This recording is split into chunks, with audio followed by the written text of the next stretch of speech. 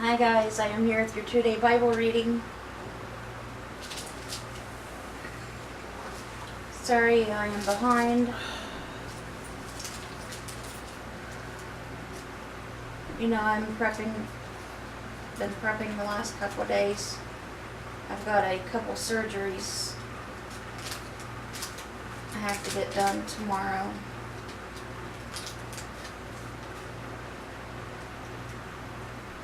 So let's go ahead and get these Bible readings started. We'll be reading 1 Corinthians chapter 9 verses 1 through 19.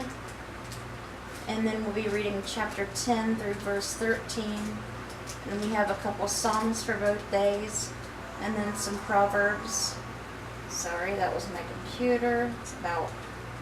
It's just crappy.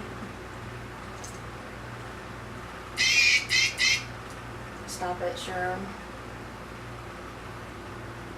Eeyore.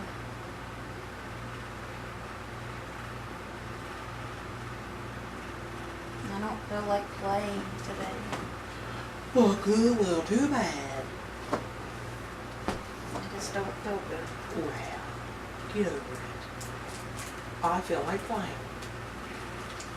So let's get started. Get started. Am I not free? Am I not an apostle? Have I not seen Jesus or our Lord? Are you not the result of my work in the Lord? Even though I may not be an apostle to others, surely I am to you. For you are the seal of my apostleship in the Lord. This is my defense to those who sit in judgment on me.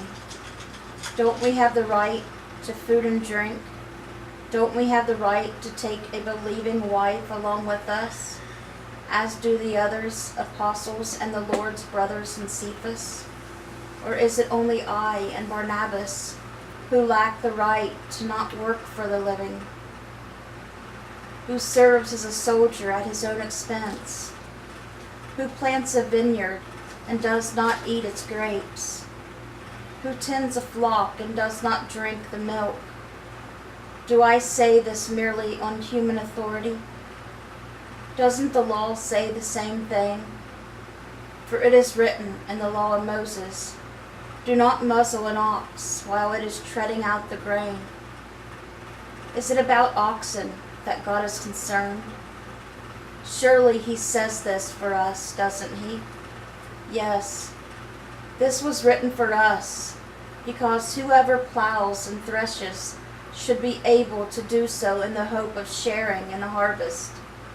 If we have sown spiritual seed among you, is it too much if we reap a material harvest from you? If others have this right of support from you, shouldn't we have it all the more? But we did not use this right. On the contrary, we put up with anything rather than hinder the gospel of Christ.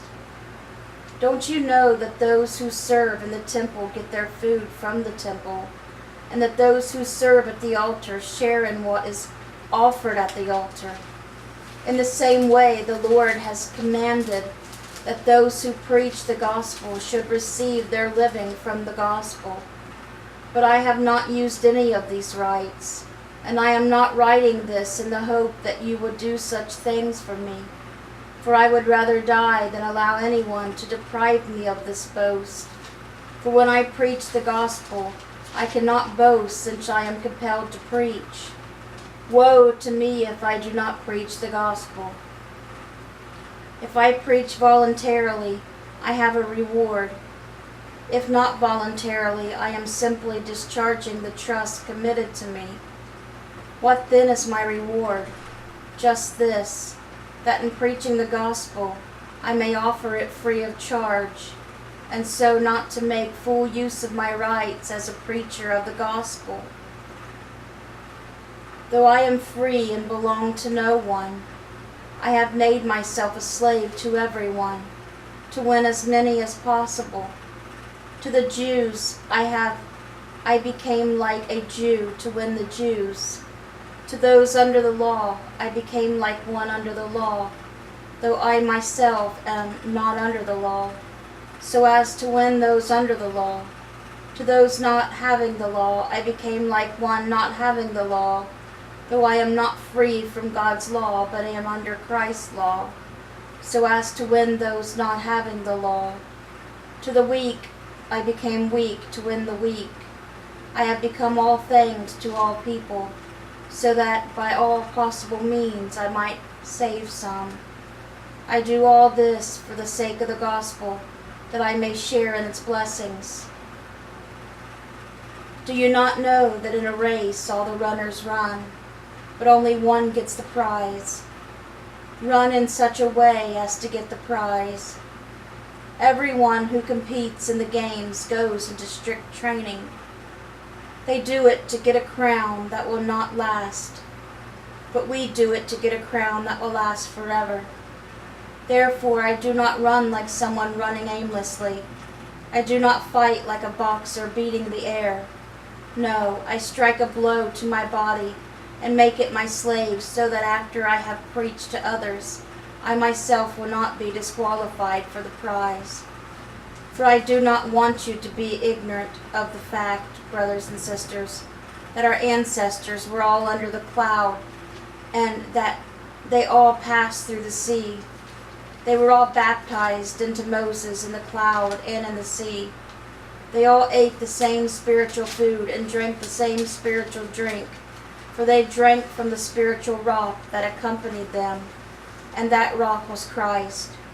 Nevertheless, God was not pleased with most of them. Their bodies were scattered in the wilderness.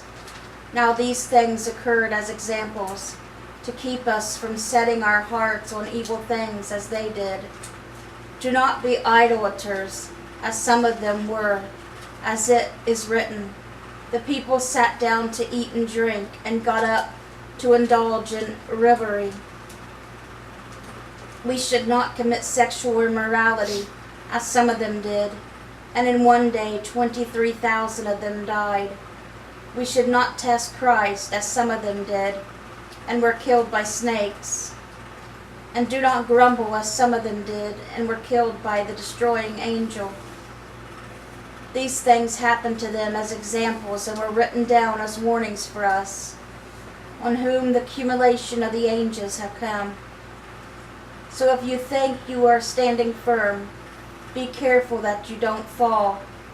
No temptation has overtaken you, except what is common to mankind. And God is faithful. He will not let you be tempted beyond what you can bear. But when you are tempted, He will also provide a way out so that you can endure it. And that is where we're going to stop with 1 Corinthians today. Alright, we're going to continue on and finish up with Psalm 33 today. Verses 12 through 22. Blessed is the nation whose God is the Lord, the people He chose for His inheritance. From heaven the Lord looks down and sees all mankind. From His dwelling place He watches all who live on earth. He who forms the hearts of all, who considers everything they do. No king is saved by the size of his army. No warrior escapes by his great strength. A horse is a vain hope for deliverance. Despite all its great strength, it cannot save.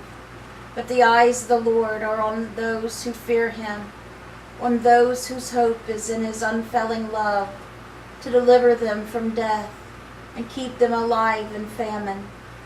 We wait in hope for the Lord. He is our help and our shield. In Him our hearts rejoice, for we trust in His holy name. May your unfailing love be with us, Lord, even as we put our hope in you. And that was finishing up Psalm 33. Now we are going to read today's psalm, which is Psalm 34. We're going to read verses 1 through 10. It's of David when he pretended to be insane before Abimelech, who drove him away, and he left.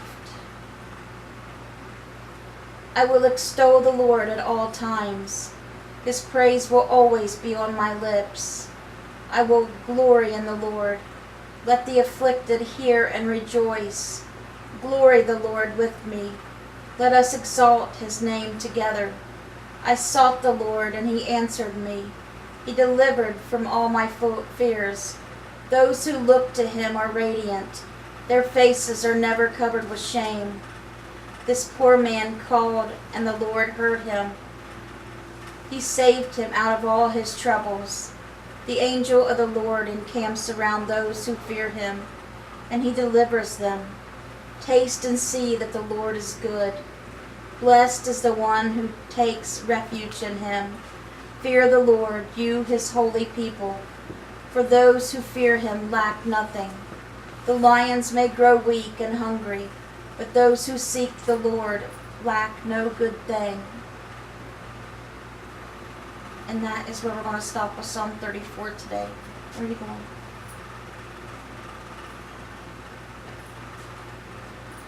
And our Proverbs for yesterday is Proverbs chapter 21, verses 11 and 12.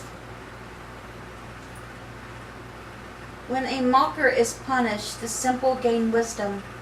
By paying attention to the wise, they get knowledge. The righteous one takes note of the house of the wicked and brings the wicked to ruin. And our Proverbs for today is Proverbs chapter 21, verse 13. And it says, "Whoever shuts their ears to the cry of the poor will also cry out and not be answered." Okay, guys, that was our Bible reading for today. I hope it touched your guys' hearts. I hope you guys have a great rest of your day. Let's bring those souls to Jesus, and God willing, I'll see you guys again tomorrow. We'll see you guys again tomorrow with another Bible reading. Bye, guys. God bless.